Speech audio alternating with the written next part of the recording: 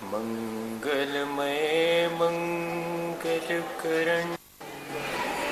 वीतराग विज्ञान नमो आदि जाते भये परहंतादिमः जो विद्यादि सागर सुधी जो विद्यादि सागर सुधी गुरु हैं हितैषी शुद्धात्म में निरत नित्य हितोपदेशी वे पाप ग्रीष्म ऋतु में जल हैं सयाने पूजून हैं सतत केवल ज्ञान पाने पूजून हैं सतत केवल ज्ञान पाने। बोले भगवान महावीर स्वामी की 10 दक्षिण पर्व की आचार्य गुरु और विद्यासागर मुनि महाराज की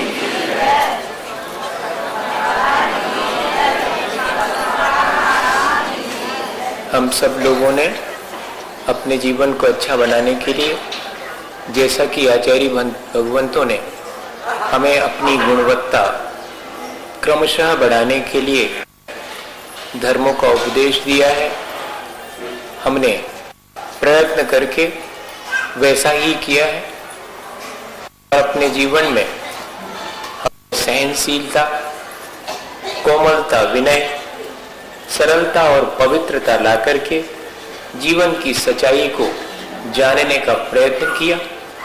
और जैसे ही हमें जीवन की वास्तविकता का एहसास हुआ, हमारे जीवन को हमने जो पहले लापरवाही में अमर्यादित करके जीते थे संभाल लिया, उसे अनुशासित और मर्यादित कर लिया।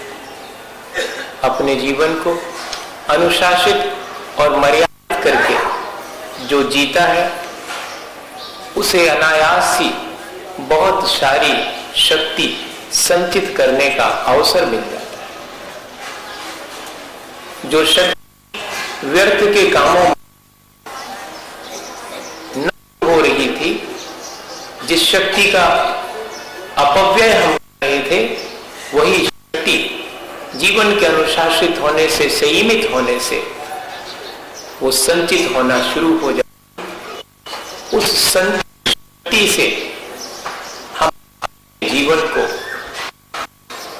इस तरह तराशें हमारे जीवन में परमात्मा की अभिव्यक्ति हो सके,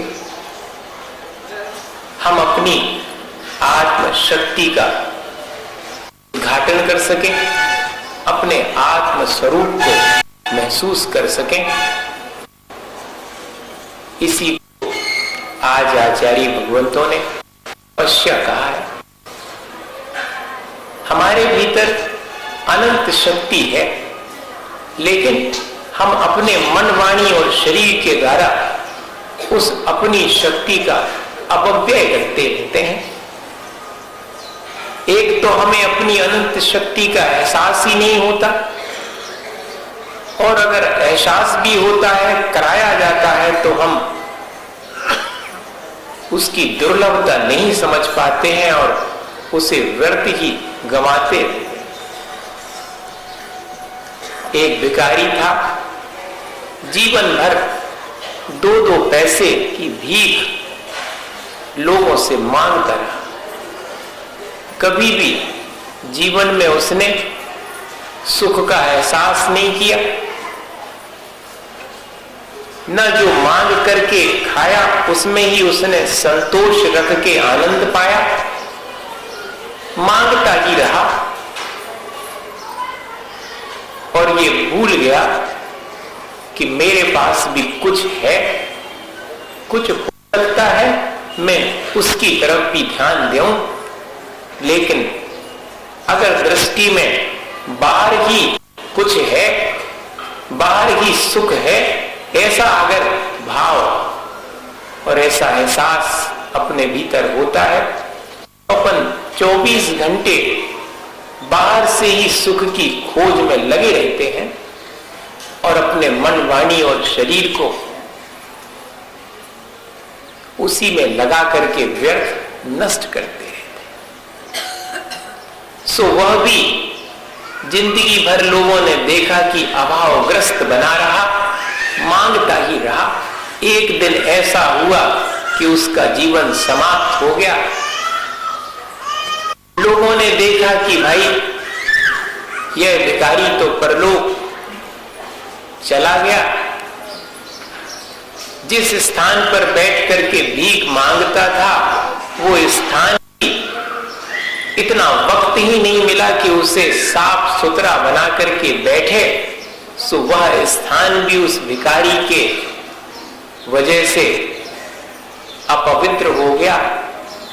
गंदगी चारों तरफ फैल गई। सो लोगों ने सोचा कि अब भिखारी तो है नहीं, यह गंदगी यहां से हटा देनी चाहिए। सो गंदगी हटाई, जो ऊपर ऊपर की मिट्टी मलिन हो गई थी उसे भी अलग किया। सो अलग करते ही, उस मिट्टी को हटाते ही जो विकृत थी सोने का घड़ा उसी के नीचे दबा हुआ लोगों को मिल गया। लोग हंसने लगे कि देखो, जिंदगी भर अपने नीचे ही खजाना दबा है, सो प्राप्त नहीं कर सका, लोगों से 2-2 पैसे की भीख मांगता रहा। अपनी शक्ति का एहसास ना करके हम भी जो विषय सुखों से सुख की आकांक्षा रखते और भीख मांगते रहते हैं, कहते सुख मिल जावे, ये चीज में सुख मिल जावे, जा चीज मिल जाए तो सुख हो जाए। ये भैया, सुख बाहर नहीं है, सुख तो मेरे भीतर ही है, ऐसा एहसास हो जावे। सो उस सुख को कैसे प्राप्त किया जावे? अपन जब इस प्रकार का उद्यम करते हैं वही तो तपस्या है। सो तपस्या करते हैं लोग तो सोचते कि धूप में बैठो तो तपस्या कहलाएगी। संक्लेश पूर्वक जो तपस्या की जाती है वह सब तामसिक तप कहलाता है। जिसके करने में मजबूरी हो कि करना ही पड़ेगा और जिसके करने से अत्यंत संक्लेशित परिणाम हो रहे हों, बिना किसी आगमोक्त विधि विधान के ही जिसे किया जाए, वह सब तामसिक तपस्या कहलाती है। ऐसी तपस्या से अपना निस्तार इस संसार से होने वाला नहीं। एक तपस्या और है जो अहंकार वश की जाती है, उसे राजसिक तपस्या करते हैं। ऐसा प्रदर्शित करते हैं तपस्या करके कि जैसे सबसे पहले हम ही ने करी हुई है।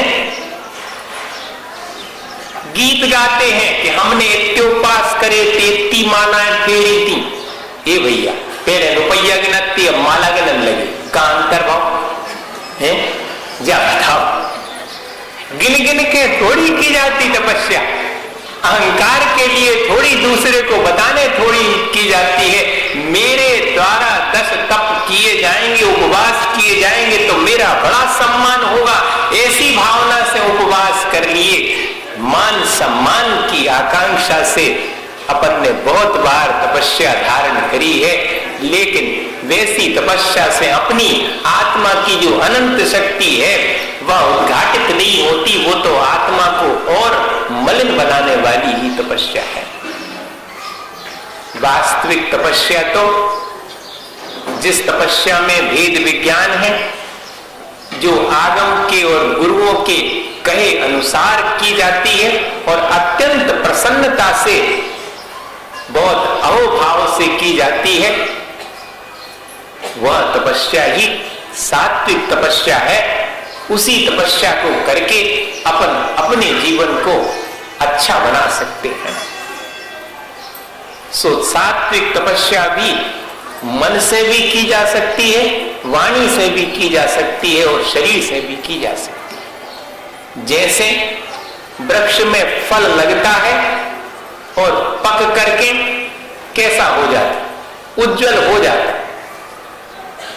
और रसवान हो जाता है, ऐसे ही जो मन, वाणी और शरीर के द्वारा सात्विक तप करता है, उसके भीतर परिपक्वता आती है, सरसता आती है और उज्जवलता आती चली जाती है। मिट्टी जो कि रास्ते के किनारे या कि नदी के किनारे पड़ी है, अगर कलाकार और कुंभकार के हाथ में आ जावे तो उसे घड़े की आकृति देकर के कुंभकार सफल बना देता है। घड़ा भी अग्नि में तप करके और अपने भीतर जल को धारण करने की क्षमता उत्पन्न कर लेता है। लोग उसे हाथों हाथ लेते हैं, जिस मिट्टी को छूना भी नहीं चाहते थे, जिसको पैरों तले कुचलने के लिए आतुर थे, उसी मिट्टी से निर्मित घड़े को सिर माथे पर रखते हैं, क्योंकि शीतल जल उसी मिट्टी के घड़े से प्राप्त होगा। घड़े की उपयोगिता कैसे प्राप्त हुई उसको? उसकी तपस्या से। ऐसे ही अपने जीवन में भी अपन अपने जीवन को, अपने मन, वाणी और शरीर को तपस्या में लगा करके उपयोगी बना सकते। शील से तपस्या में आचार्य भगवंतों ने लिखा कि भगवान की ठाट बाट से पूजा अर्चना करना, तीर्थ क्षेत्रों की वंदना करना, गुरुजनों का विनय करना, हमेशा विनम्र प्रवृत्ति रखना, शरीर से हमेशा झुकने का भाव बना रहना, यह शरीर के द्वारा की जाने वाली तपस्या है। इतना ही नहीं, अपने शरीर को निरंतर धर्म के कार्यों में लगाए रखने के लिए तत्पर हैं। दुकान पर बैठे 5 पैसे का सामान कोई मंगाता है तो ऊंचे रखा है तो 10 बार उठते बैठते हैं, सो शरीर उसमें भी लगा और खड़े होकर के ठाट बाट से भगवान जिनेंद्र की पूजा कर रहे हैं, सो शरीर की शक्ति नहीं है। सामायिक करने को, पूजा करने को, धर्म के स्वाध्याय करने को, चर्चा करने को अपन कहते कि हमारा शरीर तो कमजोर है, हमसे होत नहीं है। ये भैया संसार के काम तो सब होत है। मेरे शरीर से मैं धर्म का कार्य नहीं करता हूं, दूसरे का उपकार नहीं करता हूं, दूसरे की मदद नहीं करता हूं, उसी शरीर के माध्यम से दूसरे का अपकार करता हूं, उसकी हिंसा करता हूं, उसको पीड़ा पहुंचाता हूं। ये थोड़ा सा परिवर्तन अगर अपन कर लें, उस शरीर के द्वारा भी अपन तपस्या कर सकते हैं। नहीं होता भैया किसी से एक आसन उपवास, तो कब वो शरीर से तपस्या नहीं करते? कर सकता है। ठाट बाट से उस शरीर से अपन पूजा पाठ इत्यादि में लगे हुए हैं। क्या करें, हमारा शरीर उपवास इत्यादि करने में सक्षम नहीं है, लेकिन भगवान की पूजा करने में तो मैं बहुत सक्षम हूं। घंटों पूजा कर सकता हूं, जाप दे सकता हूं, स्वाध्याय कर सकता हूं। तब तो चर्चा हो रही हो तो वहां पर आराम से बैठ करके मैं उसे सुन सकता हूं। जल्दी से दौड़ करके समय पर मंदिर आ सकता हूं। मैं जाना चाहूं तो बाजार भी उसी शरीर से माध्यम से जा सकता हूं। ये मेरे ऊपर निर्भर है कि मैं शरीर से किस प्रकार काम लेना चाहता हूं, उससे तपस्या करना चाहता हूं, या कि उसी शरीर के माध्यम से अपना संसार बढ़ाना चाहता हूं। वही शरीर कर्म बंध का कारण बन सकता है, वही मनुष्य का शरीर कर्मों की निर्जरा का कारण बन सकता है। सो अपने को जिसमें कर्मों की निर्जरा हो, ऐसा शरीर से कार्य करें तो वो सब कार्य तपस्या कहलाएगी। और वाणी का तप क्या है? अपन ने कल समझा था कि जो भी वचन अपन बोलेंगे, हितकारी वचन बोलेंगे, पाप युक्त वचन नहीं बोलेंगे, झूठ तो नहीं बोलेंगे, प्रिय वचन ही बोलेंगे। सत्यम वद प्रियम वद, हम सच बोलेंगे और प्रिय बोलेंगे, अप्रिय सत्य भी नहीं बोलेंगे और प्रिय लगने वाला झूठ भी नहीं बोलेंगे। ऐसा हम वाणी वाणी के द्वारा अभ्यास कर सकते हैं, या तो हम वचन बोलेंगे नहीं। हमने आपसे कहा था कि छुल्लक जी थे एक बहुत पहले सन 68 में, तो उन्होंने मुझे लिख करके दिया था, अभी तक याद है। क्या लिखा था उनने? घृणा से बोलने के लिए ना, प्रेम से बोलने के लिए हाँ। इतना ही सूत्र अपने जीवन का बना लें जब वचन व्यवहार करें कि मेरे मन में अगर घृणा भाव है तो मुझे वचन बोलने का कोई अधिकार नहीं है। मुझे तो तभी वचनों का उपयोग करना है जब मेरा मन अत्यंत पवित्र हो और प्रेम से भरा हुआ हो, तो ही वचन व्यवहार करूंगा। तो मेरे वचनों की सार्थकता होगी, मैं वाणी के द्वारा तपस्या कर रहा हूं।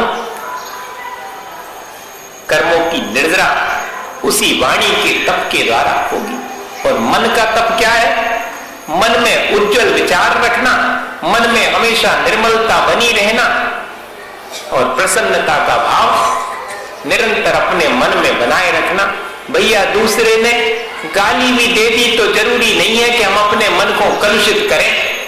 दूसरे ने अपशब्द भी कह दिए, हमारे मन के अनुकूल परिस्थितियां नहीं हैं, तो जरूरी नहीं है कि हम अपने मन को कलुषित करें, हम अपने भावों को मलिन करें। हम अपने भावों को संभाल सकते हैं, अपनी प्रसन्नता को बनाए रख सकते हैं विपरीत परिस्थितियों में भी। यही तपस्या है।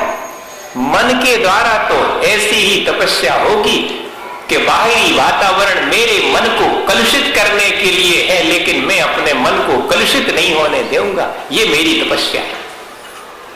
आचार्य भगवंतों ने मन, वाणी और शरीर से बड़ी आसानी से तपस्या की जा सकती है, ऐसा उपदेश दिया है।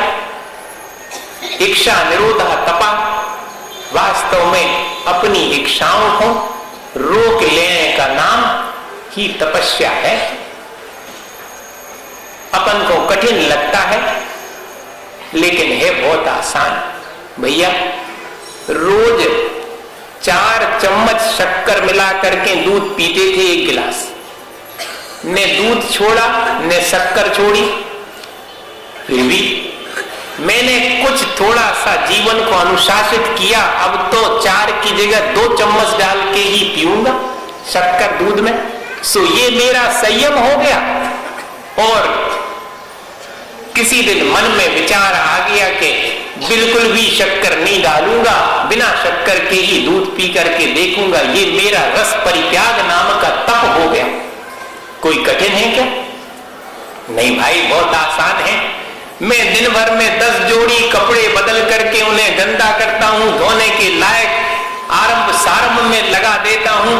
मैं तो दिन भर में 4 जोड़ी ही कपड़े बदलूंगा, जिससे कि कम से कम धोने पड़े और उसमें होने वाली हिंसा से मैं बच जाऊं। ऐसा अपनी इच्छाओं को अपने नियंत्रण में ले लिया, उन्हें जीत लिया, तो यही तो तप है भाई। आपने अभी अभी इतना अच्छा उदाहरण प्रस्तुत कर दिया। देखो, कमेटी ने निर्णय ले लिया, नहीं तो लोग तो जितने पैसा बचे दबा लें अपन, एक उन्हें वचन दें, सबरी मिटा दें। ऐसा करेंगे लोग, अनाप शनाप खूब खर्चा करेंगे, और या कि बिल्कुल दबा दबा के खर्चा करें, जितो बचे सो उतना धर ले, काम आए फिर।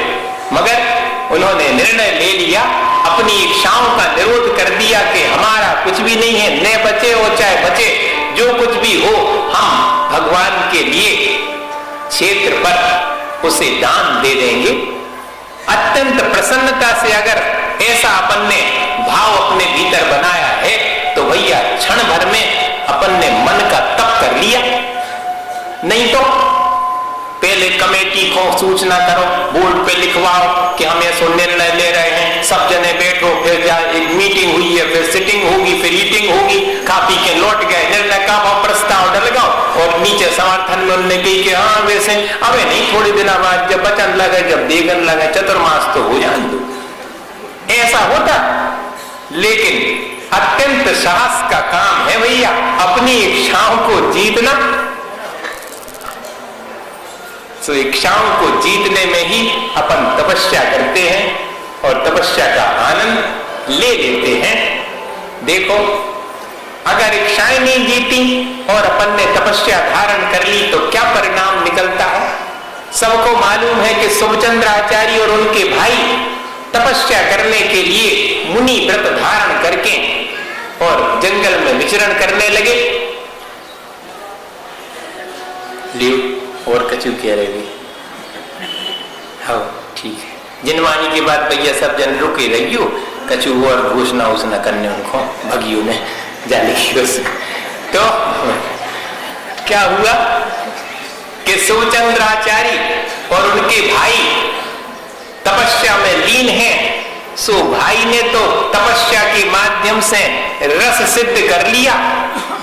12 वर्ष में तपस्या से जो रस सिद्ध किया, सो मन में विचार आया कि देखें तो भैया ने क्या तपस्या करी। सो अपने शिष्यों को भेज करके भैया का पता लगाया। सो भैया तो बिल्कुल ही गरीब सी स्थिति में है, ऐसा उनके शिष्यों ने कहा। कैसे कपड़ा लत्ता तक नहीं हते, नगर थे, मुनि महाराज थे। सो देख करके लौट आए कि खाने पीने तक का तो हिसाब नहीं है, कपड़े लत्ते पहनने का भी हिसाब नहीं है, बड़े गरीब अवस्था में अपना जीवन व्यतीत कर रहे। बड़ी दया आई भाई को अपने बड़े भाई के प्रति। सो आधा मटकी जो रस सिद्ध किया था 12 वर्ष की तपस्या से, सो वो आधा सुभचंद्राचार्य को भेज दिया शिष्यों के द्वारा। सो सुभचंद्राचार्य ने कहा कि जाओ डाल दो जमीन में। सब शिष्य घबराए कि हमारे गुरु जी ने तो इतनी तपस्या के बाद रस सिद्ध किया और कह रहे कि जमीन में डाल दो। इनको दिमाग गड़बड़ होगा, ऐसा लगने लगता आपने। जिस व्यक्ति से कुछ नहीं छूटता उसको कोई छोड़ता हुआ दिखाई पड़ता है तो लगता कि देखो तो जी बेकार में ऐसा छोड़ रहे, बड़ी मुश्किल से तो अपन ने ले पाओ, हमें दे देते तो अच्छे रहते हैं। ऐसा लगने लगता जैसे कि तंदुल मच्छ और साली मच्छ दोनों अपने भावों के द्वारा अपने अपने कल्याण और अकल्याण में उपाय कर लेते हैं। इसी प्रकार जब लौट करके आए सुभचंद्राचार्य के पास से सवरे शिष्य और कहा कि वे तो आपके भाई भैया तो थोड़े दिमाग उनको स्क्रू धीरे होगा है, उनने तो रस्सी बिकवा दिया। अब भैया को लगा कि चलो अपन चलो आज और लेके जो बच्चों है भैया को समझे हैं। सो पहुंचे।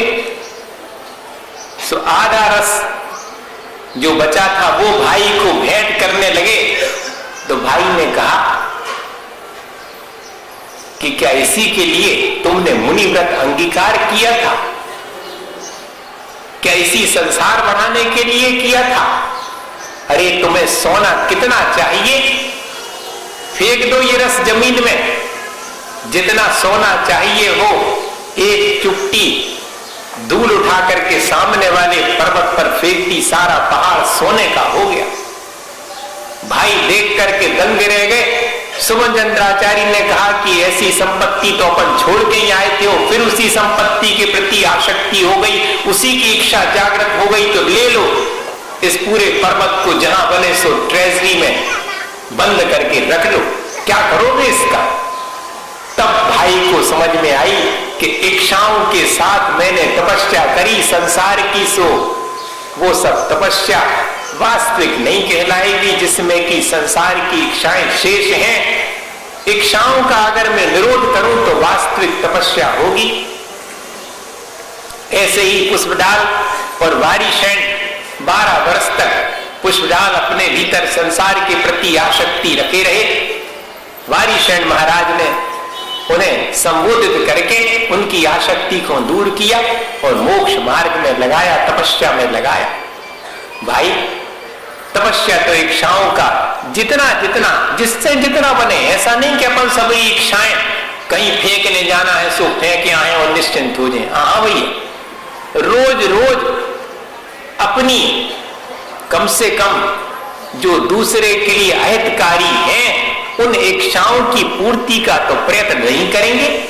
मेरे लिए जो कल्याणकारी है और दूसरे के लिए भी हितकारी है, ऐसी इच्छा पूर्ति करूंगा, अन्यथा मेरी बाकी इच्छाओं का त्याग है। इच्छाओं का मैं निरोध करता हूं। यही तपस्या मेरे जीवन में मेरे जीवन को सार्थक करने के लिए पर्याप्त है। कर्मों की निर्जरा कर्मशयार्थम तपते इति तपः। आचार्य भगवंतों ने लिखा कि जो तपस्या की जाए कर्म के क्षय के लिए, वास्तव में वो तपस्या ही श्रेष्ठ है, वही प्रशंसनीय है। अपन भी जो कुछ भी धार्मिक कार्य करें, उन सब का उद्देश्य क्या हो? अपना मेरे कर्मों की निर्जरा हो, इस संसार से मुझे मुक्ति मिले, मैं अपने आत्मा स्वरूप को, मैं अपनी वीतरागता को प्राप्त कर सकूं, ऐसा भाव हो। चाहे पूजा करें हो, चाहे दान देवें, काहे के लिए? अपनी नाम बड़ाई के लिए नहीं, अपनी प्रशंसा सम्मान के लिए नहीं। मैं तो सिर्फ कर्मों की निर्जरा, जो अज्ञानतावश मैंने पाप कर्म अपने भीतर संचित कर लिए हैं, उनको मैं निर्जरित करूं। ऐसी मन में ललक जिसकी निर्जरा की है, वही तपस्या को धारण करके अपने जीवन को सार्थक बना सकता। बहुत पहले की बात है, सन 1980 में आचार्य महाराज के संग सहित मुक्तागिरी से हम लोग विहार कर रहे थे। सो एक स्थान पर भूल से लोगों ने तो कुछ कहा नहीं, ना लोगों से पूछते हैं। आचार्य महाराज ने तो अपना पिछी कमंडल उठाया और विहार कर दिया। अब तुम बाजे बजाओ करो, पीछे हल्ला कर करो, है कि नहीं? नहीं तो फिर बाजे से जाने पड़े, विहार भी बाजे से। बताओ, अब होने लगा ये। पहले इस तरह का नहीं था, ने आने में बाजे, ने जाने में बाजे। कोई प्रोपोगंडा नहीं, कोई आडंबर नहीं, और चल दिया। 9 किलोमीटर चलने के बाद एक बाइफर्केशन आया, सो क्षण भर रुक करके और आगे चले गए। वहां पर निर्णय थोड़ा सा गड़बड़ा गया, क्योंकि मालूम नहीं था कि ये रास्ता तो बहुत दूर 9 किलोमीटर और चलना पड़ेगा, तब पहुंचेंगे जिस गांव में पहुंचना। और अगर जो रास्ता छोड़ दिया था उससे जाते तो 3-4 किलोमीटर 5 ही में पहुंच जाते, वो चक्कर से जाना पड़ा। सो 1 किलोमीटर गांव रह गया, नहीं पहुंच पाए और रात्रि का अंधेरा घिरने लगा, संध्या हो गई। अब आगे गमन कैसे करेंगे? ऐसा आचार्य महाराज ने विहार स्थगित कर दिया और वहीं रास्ते के किनारे रात्रि विश्राम करने का विचार करने लगे। सो खेत में ही एक ऐसा झोपड़ी नुमा कुछ स्थान बना हुआ दिखाई पड़ा हम लोगों को। सो हम लोगों ने कहा कि महाराज वहां रुक जाते रात्रि में।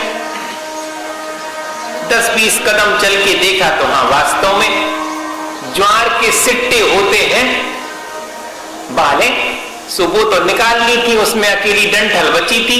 सो उस डंठल से नीचे का प्लेटफॉर्म बनाया था, ऊपर से तो खुला था, और 3 तरफ से उसी डंठल से बांध करके घेर दिया था, ताकि उसमें गल्ला इत्यादि रख सके। ऐसा किसी किसान ने अपने खेत में व्यवस्था करी थी। सो वो खाली पड़ा था, सो उसी में स्थान देख करके बैठ गए। रात्रि घिर गई, कहीं जाने का सवाल ही नहीं। 1 किलोमीटर दूर गांव है, वहां के लोगों को मालूम पड़ा सुबह 9:30 बजे रात तक आ पाए। अब सामायिक इत्यादि को जब बैठे, सो डंठल में जो कांटे थे वो धीरे धीरे हिलने पर चुभने लगे। तब समझ में आई कि मामला तो गड़बड़ है। और इतना ही नहीं, रात घिरने से ठंड बढ़ने लगी, सो ठंड भी लगी। और मच्छर महाराजों का बड़ा प्रकोप, वे तो झाका उठा के नहीं ले गए, नहीं तो उठा ही ले जाते। सो खूब उनने दंश मशक जितना हो सकता था भरपूर उस दिन आनंद लिया। अब हम लोग सब नए नए तो थे, इतने दंश मशक, इतनी ठंड और इतनी चुभन, उसे सहसा शांत भाव से सहन तो करना चाहिए था, लेकिन नहीं कर पाए। आचार्य महाराज तो अत्यंत प्रसन्न भाव से सब सहन कर रहे थे और अपने सामायिक में लीन थे। जब रात में लोग आए तो उनने थोड़ी बहुत व्यवस्था करी व्यवस्था के लिए उनने सोचा कि भैया वृत्ति कर दो महाराज, जब लेट हैं जी जो डंठल और धरे हैं बेसम उनके ऊपर से डाल दे तो बजे महाराज तो ठंड ले लगे हैं। उनने तो अच्छा विचार किया। सो जैसे ही भैया वृत्ति के बाद विश्राम करने के लिए लेटे सब महाराज, सो ऊपर से उनने वो डंठल डाल दिए कि ठंड बच जाएगी। चटाई वगैरह तो थी नहीं, आई नहीं पाई थी चटाई। सो सारी रात उसी डंठल के बोझ के नीचे पड़े रहे, हिलना भी मुश्किल। सवेरे की सामायिक पड़े ही पड़े, करी बैठे ही नहीं सकत। जब कोई ऊपर से उठा है सब सामान जब बैठे अब दबे नीचे, वो तो सोच रहे कि हमने बहुत अच्छा किया।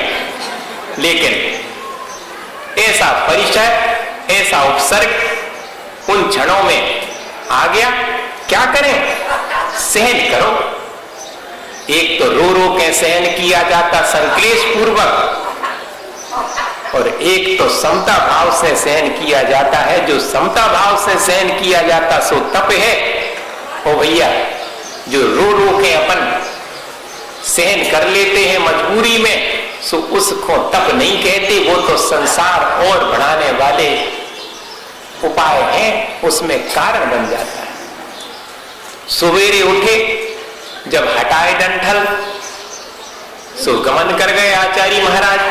हल्की हल्की सी जब धूप आई तो आचार्य श्री का कलर तो एकदम फेयर है, कहीं भी कोई स्क्रैच पड़ेगा तो साफ दिखेगा। सो सारे शरीर पर, हम लोगों के शरीर पर भी उस डंठल से स्क्रैच हो गए थे, लेकिन आचार्य महाराज के शरीर पर जो स्क्रैच थे वो स्पष्ट दिखाई पड़ते थे। रक्त झलकने लगा था उन स्क्रैचेस से। और उसमें जब धूप लगी तो चिनमिनाहट होना शुरू हुई, वो हम लोगों को महसूस हुई। तो कैसी हो रही होगी चिनमिनाहट, कैसी तकलीफ हो रही होगी, ऐसा कल्पना आचार्य महाराज के शरीर में हम लोगों के मन में ध्यान गया। सो आचार्य श्री की तरफ देखा तो आचार्य श्री तो बहुत प्रसन्न होकर के अपना विहार कर रहे। अब हम लोग तो भीतर भीतर कसमसा रहे कि कछु के लेते हैं। तो आचार्य श्री समझ गए कि इन लोगों से सहन नहीं हुआ, तो क्या बोले कि देखो शावकों का कितना उपकार अपने ऊपर, कि सारी रात अपने को कर्म निर्जरा के लिए अवसर प्रदान किया। बताओ, आप डांटते तो डांट भी सकते थे, अपना मन खराब करना था तो भी कर सकते थे कि देखो तो डंठल और डाल दिए और कष्ट दे दिया। और महाराज कह रहे हैं कि कर्म निर्जरा का इतना अवसर प्रदान कर दिया। भाई, ऐसी ललक अगर कर्मों की निर्जरा करने की हो तो वो व्यक्ति जो तपस्या करेगा वो तो सब संसार से अपने कल्याण करने वाली होगी। अपन को भी जितना अपनी शक्ति है सो सहन तो करते ही हैं।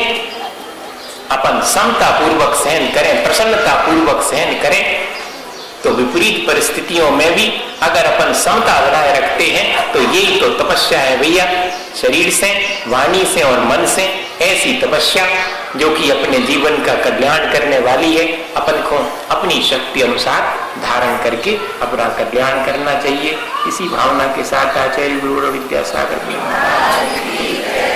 हे गुरुवर शाश्वत सुख दर्शक, यह नग्न स्वरूप तुम्हारा है। जग की नश्वरता का सच्चा दिग दर्शन करने वाला है।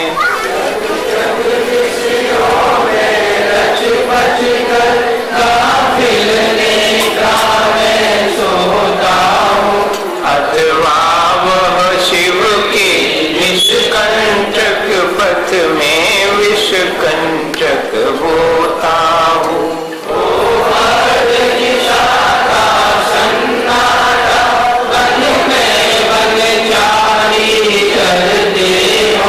तब शांत निराकुल मानस तुम